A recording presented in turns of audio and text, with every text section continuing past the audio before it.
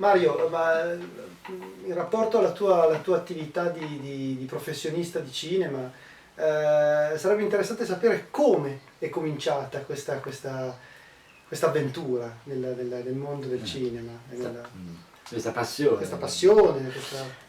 Cominciato al liceo artistico, avevo un professore di figura e ci raccontò a tutta la classe che aveva visto dei bellissimi film in un cineclub che stava lì vicino alla scuola, tra l'altro, che si chiamava Amici dell'Annunziata, perché a Firenze c'è la chiesa di Santa Annunziata, Santissima Annunziata, e lì vicino c'era un cineclub che era organizzato da questa chiesa e soprattutto da un prete, un famosissimo prete, padre Davide Turoldo.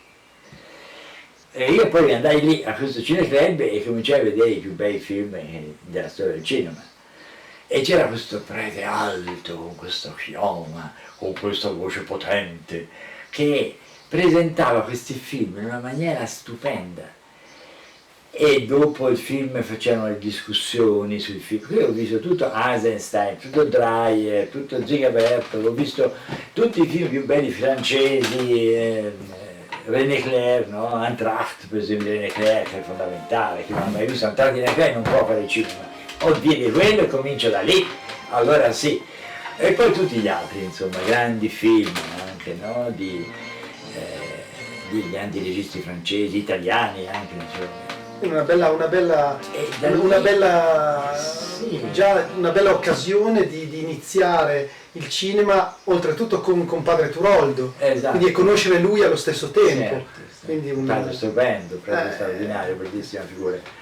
E io mi ricordo che vidi la fotografia, l'immagine fotografica di un film che è Dies Irae di Carl Theodor Dreyer, uno dei film più belli, quando c'è questa donna poverina mezza nuda, così vista di spalle, con questi capelli bianchi, il padre nero dietro, quello evangelico, no? Quello un po' severo, e gli stava questa bellissima luce che pioveva su di loro due, e dici, ma che bello, voglio fare anch'io la fotografia. No?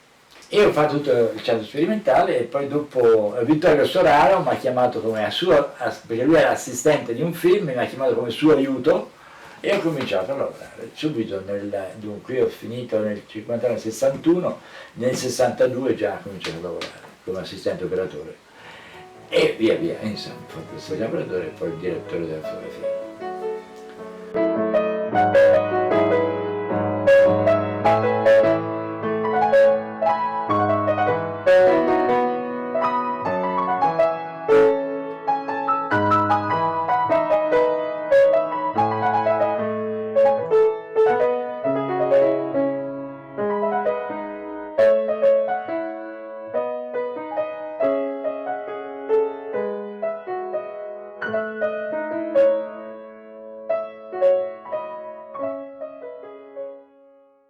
Dicevo che il primo film che ho fatto è stato con Carmelo Bene, Nostra Signora dei Turchi nel 1967 e nel 68 andò a Venezia e ottenne il secondo premio per la giuria, insomma, per un gran successo. E poi ho continuato naturalmente a fare il direttore di fotografia, ho fatto gli altri film di Carmelo ovviamente, Don Giovanni, Salomè, Un ombretto di meno e poi mi sono fermato. Lui si è fermato e io poi alla fine ho fatto altri film, ho fatto italiani, ho fatto San Michele aveva un gallo, ho fatto Padre Padrone e mi sono divertito un sacco, la mia professione mi piaceva, mi piace ancora. Poi ho smesso naturalmente, sì, perché mi sono interessato di un'altra cosa molto, molto bella, secondo me è molto importante a livello soprattutto sociale.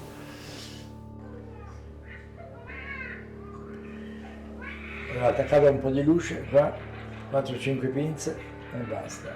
Sono state 500 watt ciascuna pinza.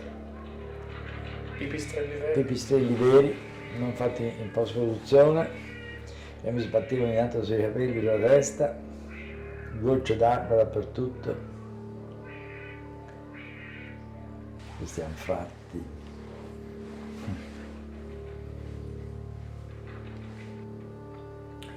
E Carmelo così che si girava in questi fatti bellissimi, perché questa calotta è veramente molto bella.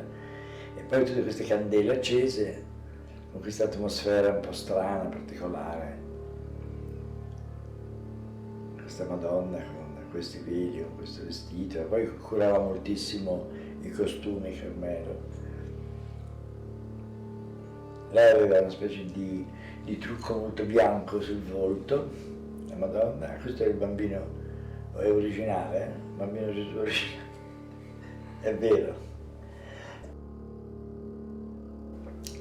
E poi così abbiamo girato, non so, per più di un giorno intero soltanto la grotta con questo piccolino che naturalmente a un certo punto si mette a piangere perché non si trovava proprio a suo agio. Questo è il Cristo morto, quello sono io, che Carmelo mi ha messo lì nelle braccia della Madonna.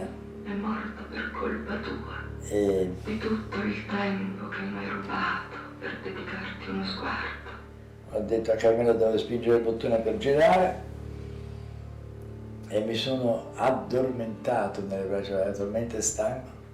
Poi una goccia d'acqua fredda è cascata addosso sul corpo, qui sulla fronte, io addosso qui sulla testa, mi sono svegliato. Ho detto Carmelo spingi.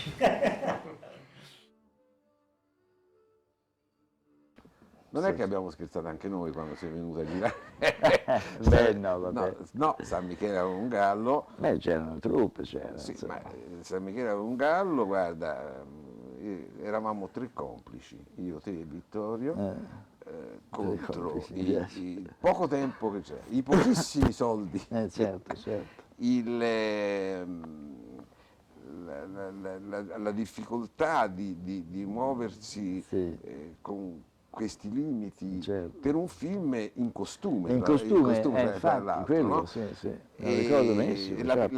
La pellicola, mi ricordo, erano 14.000 metri, cioè 14.000 metri e buona la prima, sempre, Certo. qualche volta, e quindi anche Certo. l'altro complice era Giulio Brogi, Sì, che certo. accettava. Grande attore. Io quella scena sulla laguna che era Sì. questa luce che si abbassava, che quasi non c'era più luce, guarda, mi ricordo, ma verrà, dicevamo. No, tu fosti molto bravo, che proprio quella sequenza lì, a parte il fatto che la laguna c'era la nebbia, la mattina Sì. e il sole a picco a Sì, mezzogiorno. certo. Io mi ricordo una volta siamo rimasti in secca, Sì, in secca me lo con ricordo. una barca, Sì. che la marea era scesa e a un certo Esatto. punto ho detto, che si fa? Bisogna girare lo stesso, quindi mezza figura di Giulio Brogi che parla con gli altri lontani girati con la nebbia, per cui gli attacchi erano sballati dal punto di vista della luce, e uno che faceva così alla barchetta che sembrava che camminasse, e poi quella sequenza che hai ricordato, La sera. che era la sera. La sera girammo quando Giulio, desolato dall'incomprensione dei giovani rivoluzionari, decide di uccidersi, si sdraia sulla barca, infila le mani in tasca e poi si rovescia. rotola e cade nell'acqua. Ecco, siamo arrivati a girare questa che era quasi notte. Esatto. Ora, io e Vittorio eravamo disperati perché questo finale l'avevamo pensato tanto, certo, amato, puoi immaginare, te ne avevamo parlato, e cioè, ci stava sfuggendo dalle mani. Non c'era un domani in cui potevavamo girarlo, e ci sembrava di perdere un pezzo di vita fondamentale, nostra. oltretutto, perché il finale, no? Sì, Verso il finale, non il finale. perché era diventato quasi buio, e tu dicesti la macchina da presa vede di più del tuo occhio, che è una giusta definizione in un certo senso. Quindi facciamolo, vedrete. E quindi con questo rossastro brusco abbiamo girato con lui che cade nell'acqua.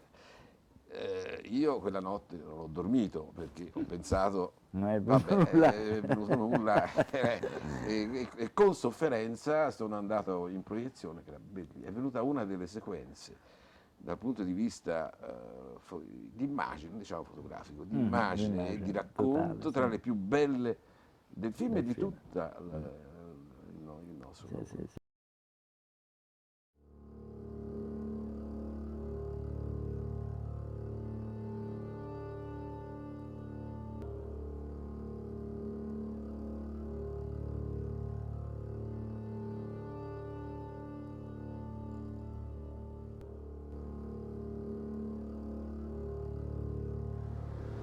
Andiamo a passare?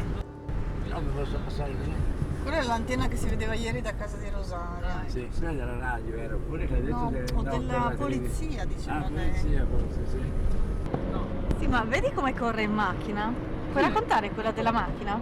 Quella che ho fatto, amore? Oddio.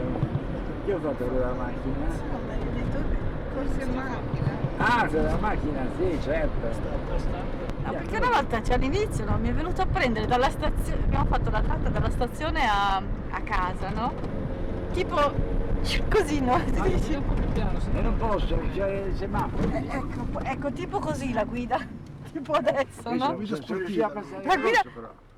Infatti ti hanno suonato. No, io no, sono lei che suona quello là.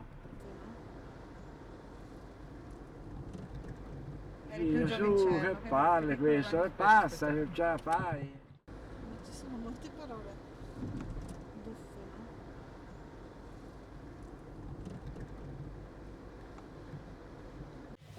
Qui c'era la baracca famosa che è stata, diciamo, è stato l'inizio della prima scuola Waldorf nel mondo, qui a Stoccarda, a Ullansee, a settembre del 1919. Poi la baracca naturalmente adesso è cambiato, è stata distrutta la scuola dei nazisti prima della guerra, durante la guerra e hanno ricostruito questa dopo la guerra.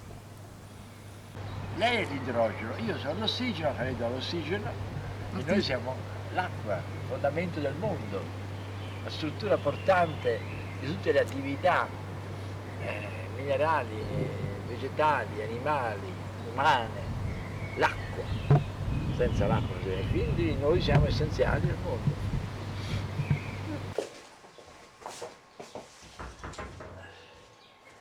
Filippo, c'è una cosa da farti sentire. Sto in piedi, tanto poi devo andare a fare un altro caffè magari. No, è una cosa interessante perché magari chi non ha mai sentito parlare di certe cose.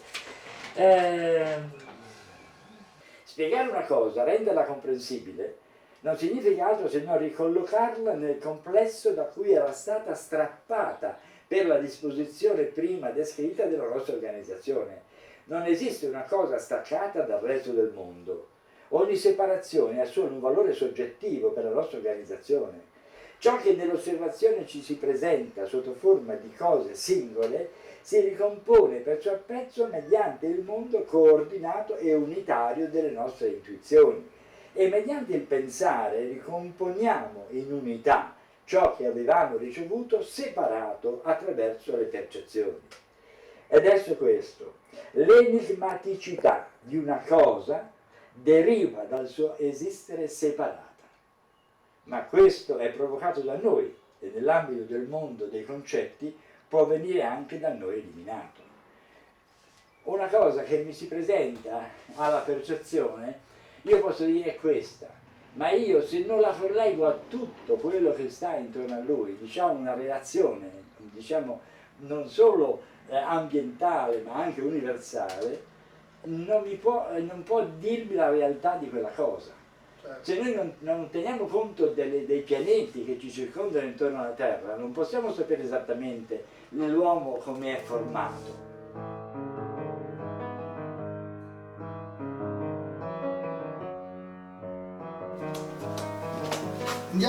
Scendiamo a trovare l'artista nel suo antro.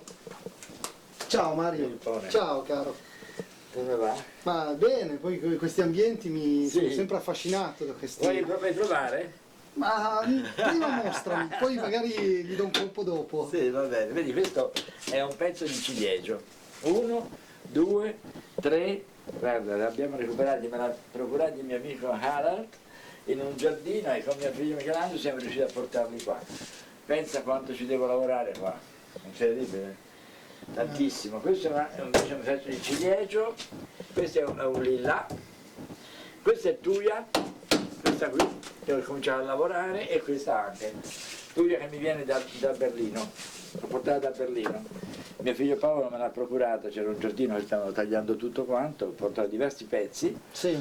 di cui uno l'ho venduto dove avevo rappresentato la figura della Gorgone Medusa, Ah, sì. con i serpenti, sì. Quella non ce l'ho qui, peccato, però comunque l'ho venduta. Senti un po', ma com'è che concepisci la forma che prenderà? Cioè tu hai già un'idea preventiva o si forma man mano? Si forma man mano. Si forma man mano. Sì, perché ti presenta sempre delle sorprese il legno. Per esempio a un certo punto vedi qualche bella venatura che Sì, c'è qua come no. sotto. Questa mi piace, forse se io scavo ancora qua per esempio ne trovo ancora un po'. E allora però questo scavando qui, scavando là mi dà una forma particolare, per cui posso dire, vabbè allora qui faccio, non so, una cavità di un viso, oppure no, oppure la faccio astratta. La lascio astratta con questi movimenti che si alternano, rotondi, scavati, incavati, capito? Questo è sempre una sorpresa, capito?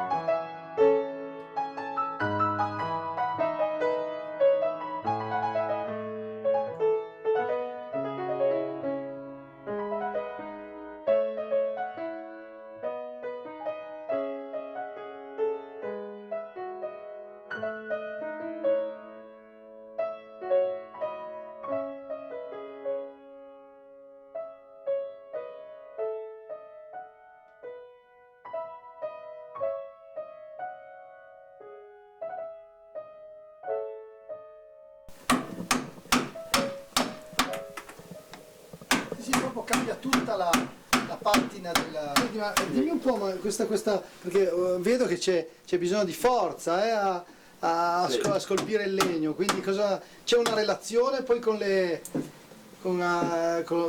attività umane che non siano la scultura bisogna trasferisci in quest'opera la tua energia, la tua vitalità, la tua voglia di... dire aggressività. No, beh sì, effettivamente un po' ci vuole, ma lo faccio per il bene suo naturalmente, come quando un padre rimprovera un figlio, è certo che è un po', sembra cattivo, ma invece lo fa per il suo bene. Così io questo bellissimo pezzo di legno, se non lo vado a scavare sempre di più interamente, non posso tirarne fuori i segreti che ha, la bellezza. E certo ci vuole forza e diciamo violenza, perché se questo non mi va bene giù, io gli devo dare una botta più forte, capito? Non posso mica fargli le carezze. Nico? Arrivo.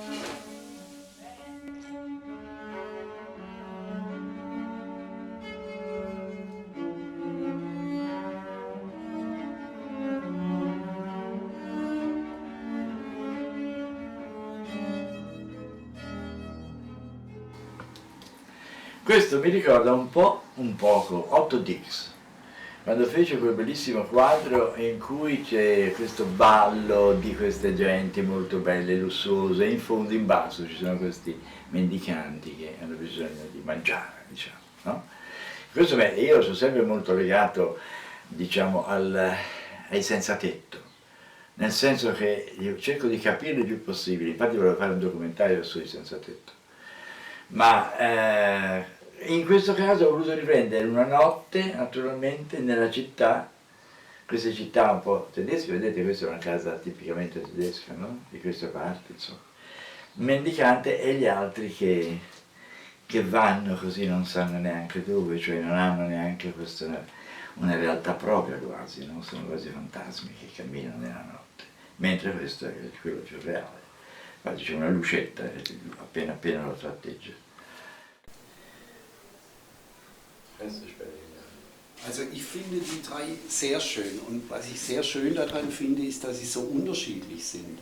Ich meine, du hast mal gesagt bei einer Ausstellung, dass du deswegen nur Gesichter malst, weil du immer durch die Kamera Gesichter gesehen hast. Hab ich erinnert. Ja, gut. Ja, und ich finde von dem Stil der Malerei her, dass die drei unterschiedliche sowohl Stile als auch mit dem Rahmen zusammen eine Impression geben. Und ich habe sie deswegen zu dritt dahin, weil sie in dieser Dreierkombination eine solche Breite von Vielfältigkeit ist. Also dieses eher Depressive, dann eher so wie Kandinsky genannt. Ja. Und das hintere habe ich noch nicht entdeckt, was... Cholerisch. Cholerisch. Okay.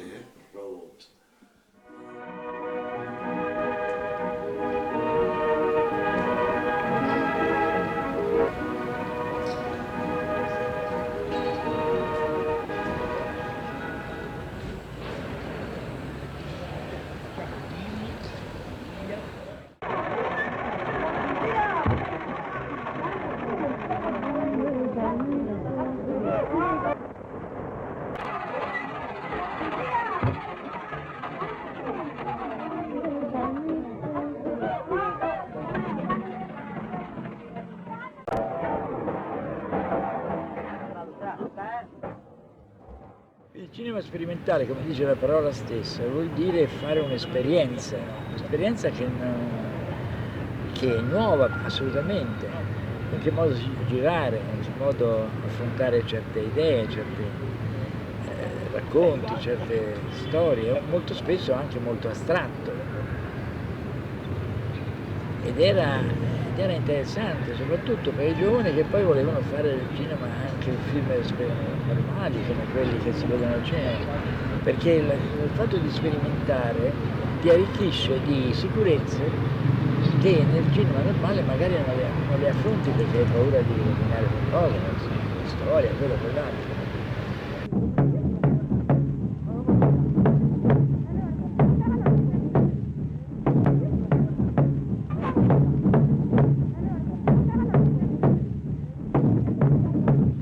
Era suddiviso nella parte diciamo delle immagini e quella del sonoro. Io ero appassionato nel registrare le voci, i rumori, i suoni, musiche varie, eccetera, eccetera. E diciamo, ho impostato il film secondo diciamo anche lo svolgimento del musicale. E le immagini naturalmente erano legate a mia moglie, ai bambini, a tutto quello che si faceva in casa.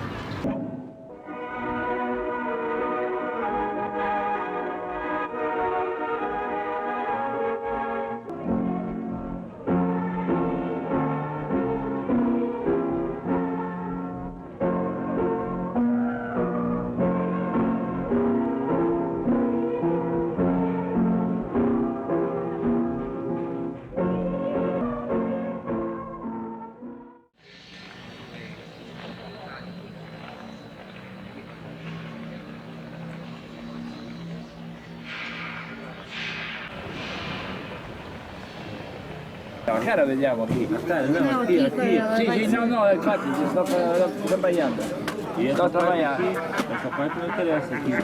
No, chiaro, perché devo tenere due cose. Mario, senti, mi parli un po' perché so che hai avuto una bella esperienza in Africa, mi racconti del cinema che hai fatto giù?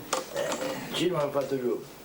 Per esempio qui in televisione adesso stanno presentando il documentario di Margherita Cardoso, che ha fatto un documentario su Maputo, sull'Africa del Mozambico, e sul film che ho girato io di Licinio Azevedo, che si vede ogni tanto apparire, no? Licinio Azevedo, regista, che ha scritto questa storia, riprendendola dalla cronaca vera di guerra del 1975 circa, e in cui appunto diciamo che il governo comunista dittatoriale aveva raccolto tutte le prostitute per fare una pulizia etnica, diciamo, e le ha caricate su dei camion e le ha portate in mezzo a una foresta a 2000 km dalla città, da dove hanno caso.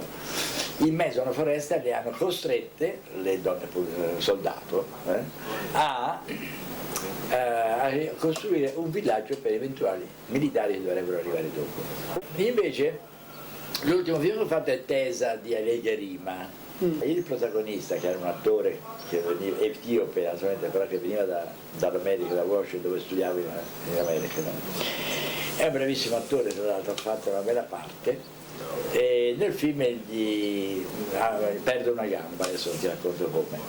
E la madre, che in questo paese, adesso lui vive in questo paese, si ricorda del passato, questo giovane, senza gamba, vive in questo paese e la madre lo va a visitare, no, nella capanna, e si accorge che gli manca una gamba, c'è la protesi, no? Lui appariva sempre con la protesi, invece si accorge, allora lei disperata gli dice il regista: sei disperata, abbraccia tuo figlio, piangi.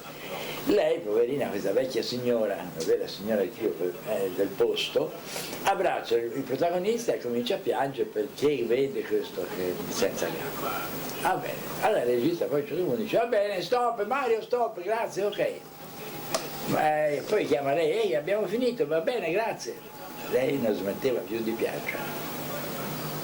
Legata, il protagonista continuava a strillare, a piangere, a piangere, a piangere. Il regista è andato lì piano piano: vieni, cara, vieni, abbiamo finito, non ti preoccupare, vieni, usciamo fuori, piano piano l'ha portata fuori piangendo questa annotazione. E quella è una vergine che viene presa, caricata sui camion insieme alle altre prostitute e portata in mezzo a un bosco, come ti dicevo prima.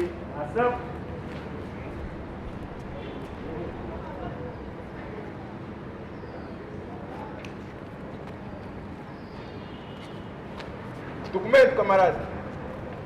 Eu o quê? Estou a falar contigo. Mostra o documento já. Não sei. Onde é que sobe? BI, camarada, BI. Não tenho. Estou à procura da minha filha. Ou queres que a gente vá à casa dele, estou a levar o documento. Só que vai sair um pouco mais caro. E cortou! E allora volevi sapere qualcosa del teatro? Teatro, vedi, mi sono messo a fare teatro e avevo diciamo, l'aspirazione a fare teatro fin da quando feci la scuola di cinema. Pensa, mentre studiavo cinema, volevo fare un documentario su Paolo Uccello, come ti ho raccontato, sulla battaglia di San Romano, che era Angelo Fizzi. A quell'epoca mi interessai anche di teatro e volevo fare una messa in scena del Garcia Lorca, Le nozze di sangue, però volevo fare in un modo particolare. Non sono mai riuscito a realizzare questa messa in scena, che mi piaceva ancora fare perché sarebbe anche tempo, insomma, che potessi metterla in scena. Sarebbe stata fatta così. Avevo pensato di mettere delle maschere a tutti gli attori e avevo fatto già a quell'epoca dei disegni di maschere. Poi ho fatto dipinto delle scenografie e avevo poi ripreso questo testo di Garcia Lorca in italiano di una traduzione che avevo, poi vidi altre traduzioni e così tra una traduzione e l'altra riuscii a ricostruire un testo che mi piaceva di più. E la messa in scena era fatta così: avevo pensato di mettere ai bordi del palcoscenico due gruppi di persone che, diciamo, leggevano il testo, mentre sul palcoscenico gli uomini uomini e donne, gli attori si muovevano senza parlare e si muovevano in base a quello che diciamo, del testo letto. E questo doveva essere una unione tra voce e movimento separato dalla voce. La voce era soltanto portata da questi bravi lettori, con una certa intonazione ovviamente, e poi l'attore si muoveva in base al testo. C'è un esercizio molto bello che si fa per gli attori che devono imparare anche, che uno legge il testo e l'altro recita, l'altro si muove come se fosse lui a leggere o a recitare il testo, ma a recitare da un altro. Così si impara a muoversi, così hai più coscienza dei gesti che fai. E quindi l'attore riesce a dominare se stesso e a fare questi piccoli movimenti come se lui stesso stesse recitando il testo. I registi giovani, quelli che devono cominciare a fare il cinema, dovrebbero diciamo, imparare a guardare i film in una maniera diversa da come si guardano normalmente, se uno vuole fare il regista o anche l'operatore. Per esempio, dovrebbero imparare a guardare i film in un certo modo, spengere l'audio, non ascoltare e non seguire la storia, guardare a un certo punto una scena, poi stoppare e pensare, adesso il regista in questo film, mentre questo è diciamo un dialogo a due, a un tavolino, cosa farà il regista adesso nella prossima inquadratura? Farà un primo piano di quello di sinistra, un primo piano di quello di destra, farà un totale più largo, farà un carrello, cambierà scena, dietro la vetrina del bar si vedrà una persona che scruta, lo farà da dietro, lo farà davanti, cosa succede dopo? Come interviene il regista a proseguire la storia? Poi vai avanti, dice ha fatto questo, interessante, stoppi ancora una volta e vedi se l'inquadratura dopo, la scena dopo è una scena che riguarda la storia ma con altri personaggi oppure con gli stessi personaggi, cioè indagare lentamente la successione delle scene per capire come si svolge una storia fatta attraverso la macchina da presa.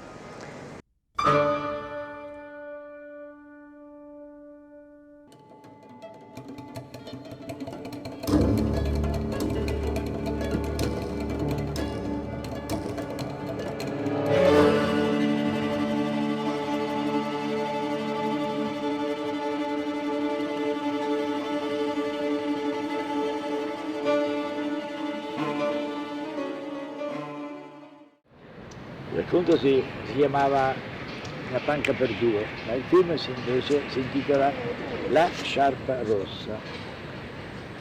Fare un film senza soldi è difficile, però ce l'abbiamo fatta. Ho avuto due carissimi amici di Firenze, Guido Bandini e Marco Lega, che sono venuti a Stoccarda e abbiamo girato tutto il film a Stoccarda con diversi attori.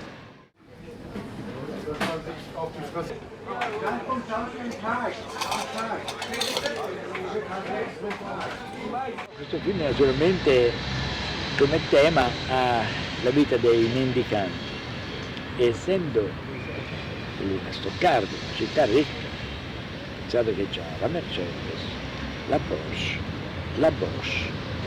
tutti grandi, quindi quando l'ho mandato al festival di Mannheim non l'hanno accettato, perché essendo un film sulla vita dei mendicanti, una parte del film, non tutto, era un po' difficile da digerire.